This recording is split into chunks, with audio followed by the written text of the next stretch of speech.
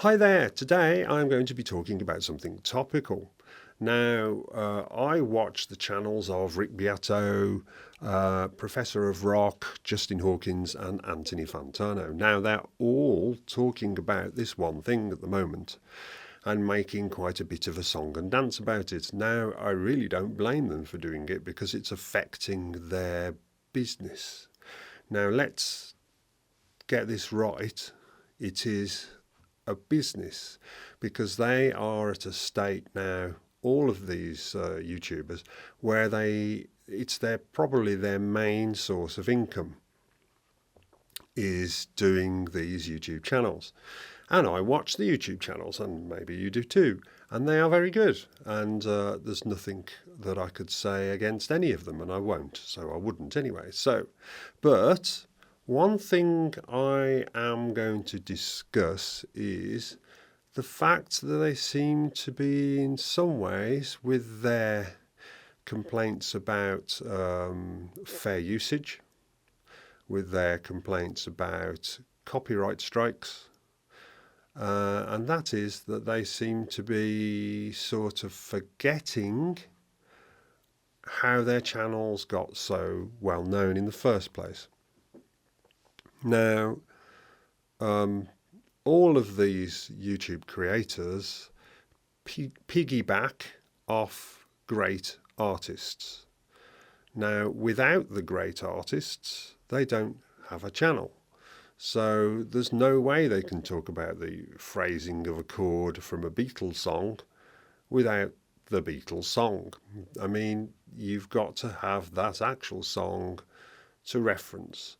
And people have been doing this on YouTube for many, many, many years. I mean, since it started, basically they're called reaction videos where you react to a piece of music.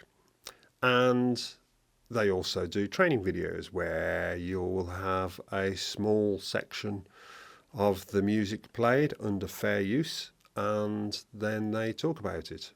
And they show you how to play that particular bit or riff or go into raptures over it. Now, that's what I like about these channels. I like to listen to these channels because they do talk about Sting's, track from The Police and how does, Stuart Copeland play that riff and all things like that. Anyway, so the point of what they're doing is not in dispute. But what I am slightly disputing is the fact that they've slightly left out the people that made them who they are. Now, when I say made them who they are, I don't mean that in the literal sense, because it obviously didn't, because their brilliant creativity and the way that they talk about these records is exactly what has made them grow. However, you've got to start somewhere. So you've got to actually start with the record. Now, I think that fair usage isn't very fair. I don't actually think, this is my personal opinion, that playing 5 seconds of somebody's track and then talking about it is any fairer than the copyright strike that they're complaining about.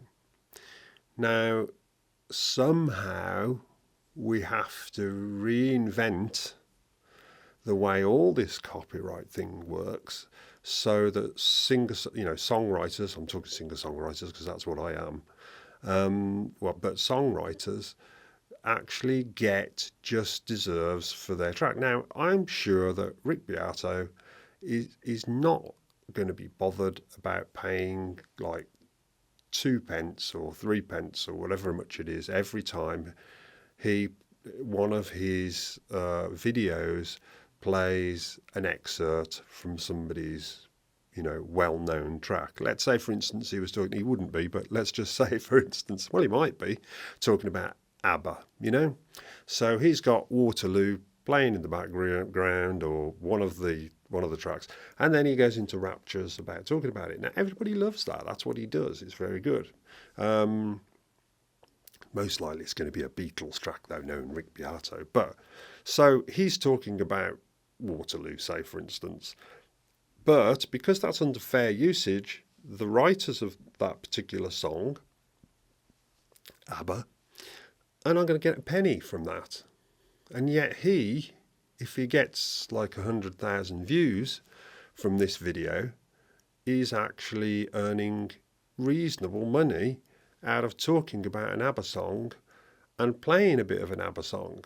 Now, as I said, I don't honestly think Rick would mind if he had to pay a few pence to do that, or if it was copyright claimed for the percentage that it deserved, as in like, okay, so he's getting 5 seconds of play, but he wouldn't just play 5 seconds. They only play 5 seconds to avoid being outside of the fair use. Now, in theory, a lot of these content creators would prefer to play longer sections, but they don't play longer sections because they know, or assumed, they could get by with the fair usage.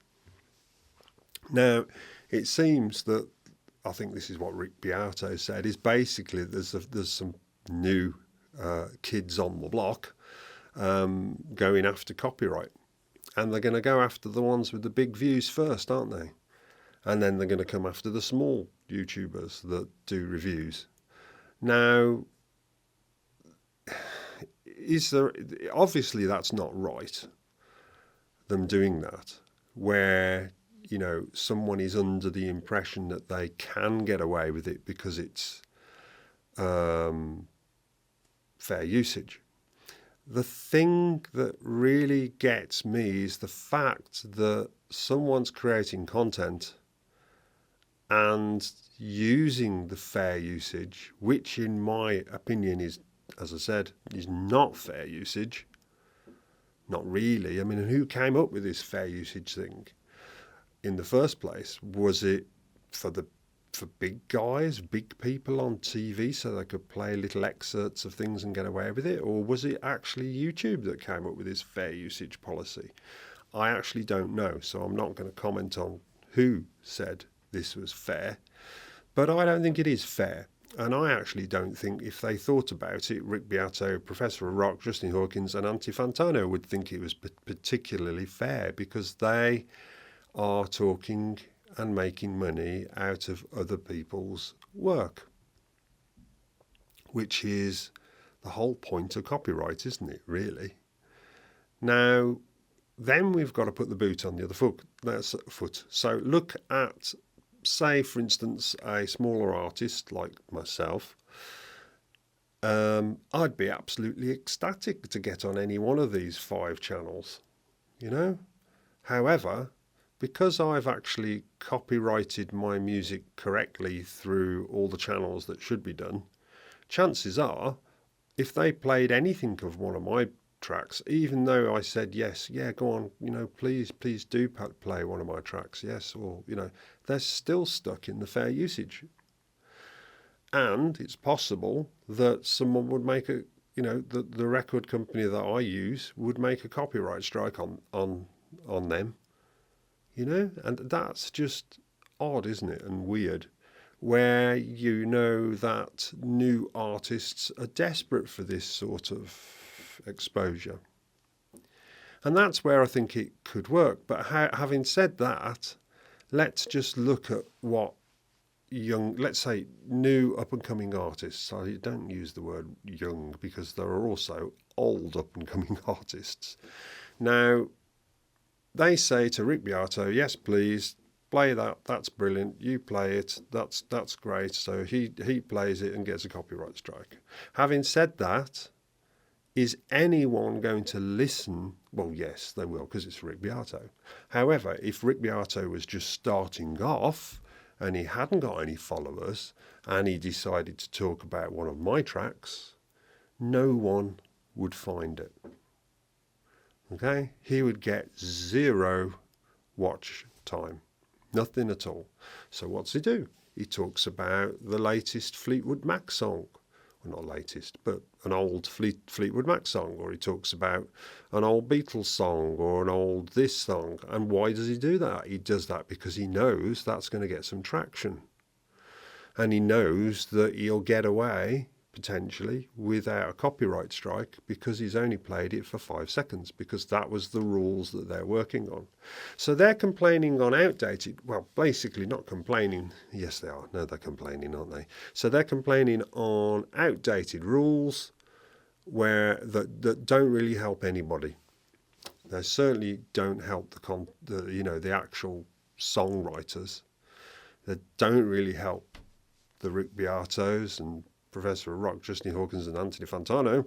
I think I've said that enough times now. Doesn't help them at all either, does it? So, I mean, and let's move on into other forms of payment types, like, say, for instance, Spotify or Amazon Music, and they're only paying like 0.0003 whatever it is pence per play. Now that works reasonably well for all the really big artists, because you add all that together and like 100 million views or a billion views, some people are getting a billion views, a billion times 0.00 whatever, is worth having. But for people like, smaller sort of singer-songwriters and smaller artists, that's just really not worth having, to be fair. It's just not. It's not even worth all the trouble. But we create music because we like creating music. Now, let's look at what I do. Now, I create covers. I do a lot of cover songs. And that's something that goes against the grain for me, because I never used to like doing covers at all. In fact, I would hardly ever listen to any music, purely because when I was a youngster, I really wanted to be, I wouldn't use the term unique because I don't really know whether that's possible with me, but basically I didn't want to be too influenced by other people's music. So I literally listened to, Beatles, Crowded House, one or two, Paul McCartney as well. And then, and also I listened to Phil Collins as well. So yeah, so a few. But not constantly, and I never really wanted to do cover songs. However, more than just someone, lots of people said, look, Gavin, no one's going to search for your music because they don't know it's there.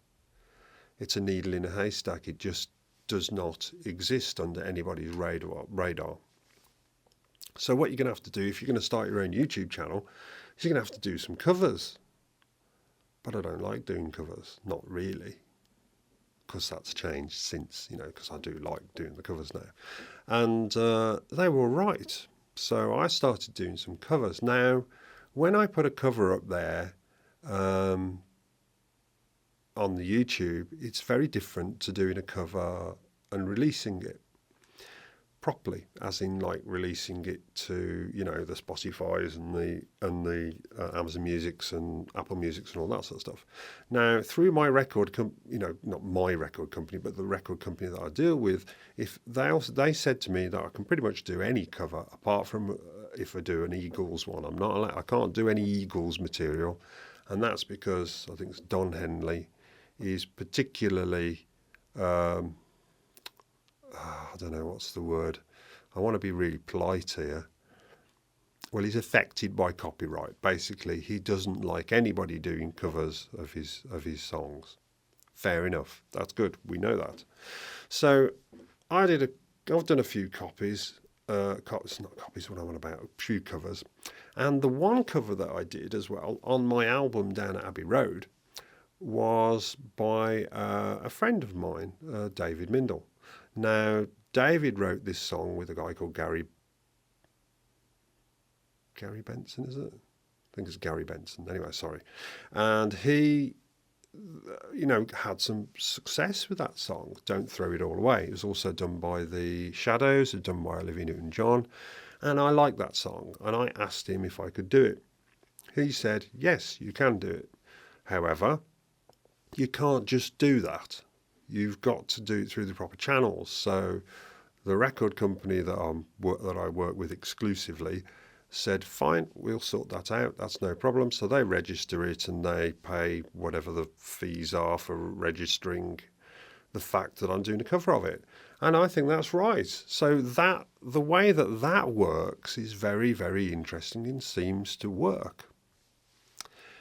And then we come to YouTube. So if I decide to do a cover on YouTube, now I might release that. Well, I say release, I haven't put it up on YouTube yet, that particular video of Don't Throw It All Away.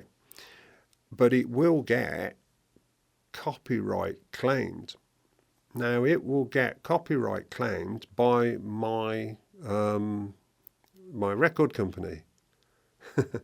So even though I'm not monetized at the moment, the cover that I put of Don't Throw It All Away will get copyright claimed by my record company, and then that means that any money that or revenue that might generate will get will get paid to my record company, which then will filter back down to me. Not all of it, some of it, and it's very good. Don't mind, that's fine. That's the way it works. And so when we look at the way it works with fair usage, well, I don't do that. I'm quite happy to do a cover and for, the majority of that money to go to the writer of the song. Now, why? Well, that's because I am using their song, their brilliant songs, to generate some interest in my creativity, in my own creativity, the way that I create that song, the way I put that song together and sing that song. So I'm quite happy to get nothing from that, because it might make somebody think, oh, I like the way he sang that Crowded House song. I'm going to go and listen to some of his original material. Now, when they listen to my original material, then I'll get that 0.0003p from Spotify if they listen to it on Spotify, or Amazon Music if they listen to it on Amazon Music. And that will help me. Now, I understand this, that my covers are never really going to generate me any income, and that's fine. And the thing is, I can't do 5 seconds of a song and expect to get away. I mean, no, who's going to listen to 5 seconds of me singing someone's cover song? No one. And I could do that, and then I couldn't. I just couldn't do that. It just wouldn't happen. And,